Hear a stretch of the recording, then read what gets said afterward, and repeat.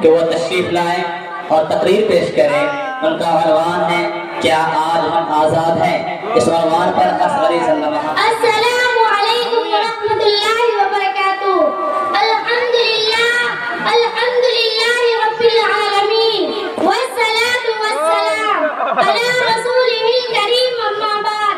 सदर मुहतरम मुकर्रम असातिज़ा किराम मुअज़्ज़ज़ मेहमानाने इज़ाम और मेरे दोस्तों, आज मैं आप हज़रात के सामने क्या आज हम आजाद हैं इस मौजू पर लफ्ज़ करूंगी।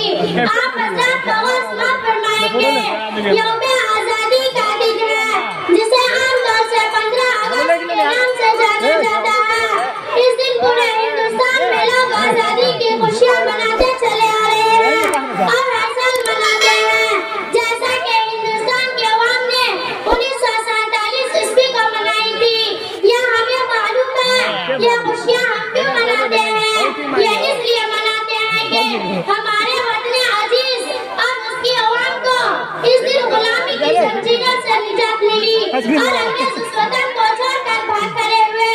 इस बात से किसी को भी इनकार नहीं। इस वतन की आजादी के लिए यहाँ के अवाम ने अपनी जान और माल का नजराना पेश किया। लेकिन इस देश की आजादी में सबसे बड़ा किरदार हमारे असलाफ उलमाए देवबंद का है, जिन्होंने इस देश की खातिर सिर्फ अपना ही जान और माल नहीं बल्कि अपने बीवी बच्चों को भी कुर्बान कर दिया, जिसकी एक लंबी तारीख है जिसे साल भर बयान किया जाए तो नहीं किया जा सकता। तो इस मुख्तसर से सफे पर कैसे बयान किया जा सकता है? अलबत्ता ये बात ज़हन में रहे, इस देश की आजादी में मुसलमानों का सबसे बड़ा किरदार है। लेकिन यहाँ एक सवाल पैदा होता है, क्या हम आजाद हैं? हकीकत तो यह है कि इस मुल्क आजाद हुए एक लंबा अरसा गुजर चुका है, लेकिन अभी तक हमें आजादी हासिल नहीं हुई, बल्कि रोज बरोज हमारी परेशानियां बढ़ती जा रही है। अगर हम आजाद न होते तो आज के दिन हमें लोगों के चेहरे चमकते नजर न आते, लेकिन ऐसा नहीं है। जहाँ भी नजर उठा करके देखिए, लोग मायूसियों के शिकार नजर आते हैं। इससे पता चलता है कि हम ये जो आजादी मना रहे हैं सिर्फ रस्मी तौर पर हम कौमी झंडे में कुछ फूल लपेट कर हवा में उड़ा देते हैं, कौमी तराना गा लेते हैं, स्कूल के बच्चों के दरमियान कुछ मिठाइयाँ तकसीम कर देते हैं। क्या इसी का नाम आजादी है? क्या हमारे असलाफ ने इस वतन के लिए अपनी जान और माल को इसीलिए कुर्बान किया था? क्या आजादी भी मनाया और गुलामी का तख्त भी हमारे गले में लटक रहा हो? एक दौर वो भी था जब हमने अंग्रेजों से मुक्ति के लिए कोशिश की, जिसकी याद में ये खुशियाँ मना रहे हैं। एक दौर वो है जिसमें हमारा मुल्क पोशीदा हालात से गुजर रहा है। फिरका परस्त अनासिर अपने अज़ाइम की तकमील के लिए ये कानून का ख्याल कर रहे हैं और ना ही इंसानियत के तकाज़ों का इस्लाम और मुसलमानों को हर मुमकिन और नुकसान पहुँचाना चाहते हैं।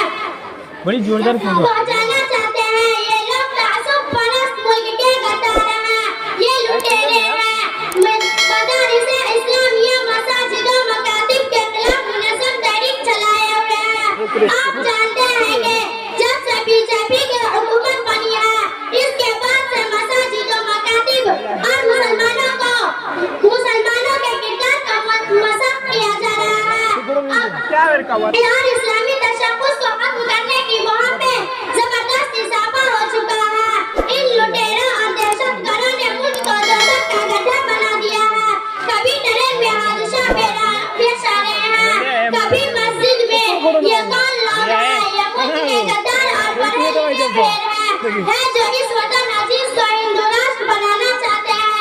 जिस वतन अजीज को आजाद कराने में मुसलमानों ने अपना सब कुछ कुर्बान कर दिया, इसके बावजूद भी ये लोग दहशतगर्द कहते हैं।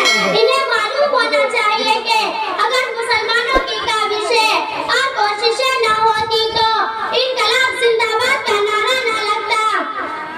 ऐसा खूबसूरत और रूह को गरमा देने वाला, खून को फैला देने वाला नारा किसने लगाया? ये नारा सबसे पहले हज़रत मोहम्मदी ने लगाया। जय हिंद का नारा सबसे पहले हज़रत ने लगाया। इसके बाद भी बेगुनाह मुसलमानों को